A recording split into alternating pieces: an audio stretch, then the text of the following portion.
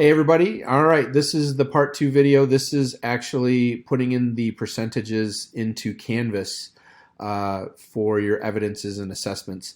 So what you're going to do is go in and select your class. You're going to have to do this for each class that you have. If the classes are lumped together, if they're the same ones, like the 6th grade tech, all of them are the same prep. So I can convert these ones in one batch, but if you have multiple preps, you'll have to go into each class and change them as you go.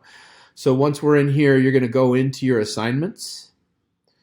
And once you're in assignments, you should have two groups, assessment and evidence. Okay, so there should be two groups that you have. And when I'm looking at this right now, I have 0% for total on both of those. So we're going to have to adjust all of that as well. I think I'll do the percentage adjustments first. So what I'm going to do is click on the three dots up here in assignment settings. And then I'm going to go to assignment weight, groups weight, and click on that. And then all of your different tabs will be shown here. So you're going to want to make this so that you only have an assessment and an evidence tab. Unless you want things that are outside of the spectrum to be, done without consideration to percentage or moved into PowerSchool.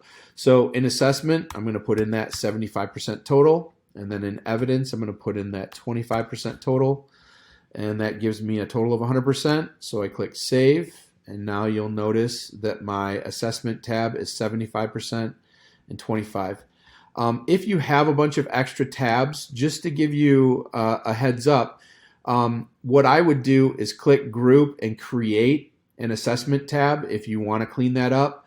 And then when you go to delete it, there's a nice little feature where you can move all the assignments that if they're in an assessments tab and you want the name change or whatever, you can select where it goes. That's a whole separate thing. If you need that, you just let me know and I can help you with that.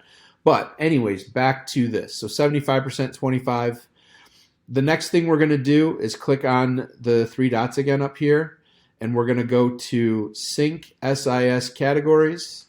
Click on that, and that brings you into this little window. And when I click on Assessment, so because I have two preps of 6th grade tech, it's showing me this. So if you have 4 of the same class, it'll show you 4 of them. But remember, if like I have 6th grade tech and then I have a theater class, I'm going to have to, once I finish this, go into the theater class and change it. So here are my multiple sections of tech, and I'm looking at the assessment tab. So I want to click on assessments. Now you may have several down here. I always make sure in PowerTeacher, make sure you're using the same assessment or evidence that you set up in PowerTeacher. These are old ones that were in here, but I'm using assessments when I'm going in PowerTeacher, so that's what I'm using here as well. So I click on assessments for my assessment section, and then I go into the evidence section and I change those to evidences. And the last thing you're going to do is click on sync categories. It will tell you it's successfully synchronized.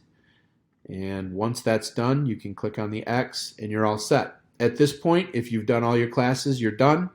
If you need to go to the next class, then click on Dashboard and move into your next class and complete the process with each one. All right, I hope that helps you guys. Best of luck. If you need anything, grab me or Mr. Levitt. Either one of us are comfortable and familiar with it. We'll talk to you guys soon. Thank you so much. See ya.